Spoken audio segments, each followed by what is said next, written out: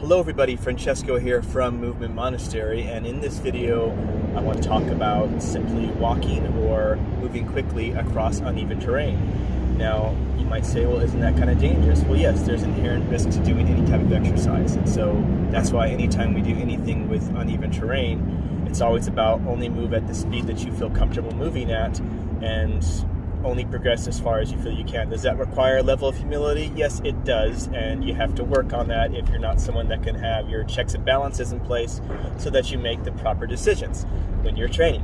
So anyway, with that disclaimer going forward, what we did is we have this huge pile or like little lake of rocks that is at this basin at this park that we train at, and sometimes what we do is we'll do different types of running patterns or walking quickly or just at your own speed across these rocks. And what it's going to do is it's going to put your feet in different positions you would normally get them in on flat ground. It's going to force you to be looking where you're stepping, which a lot of times no one's even looking where they're stepping when they're on flat ground, thus they trip over things.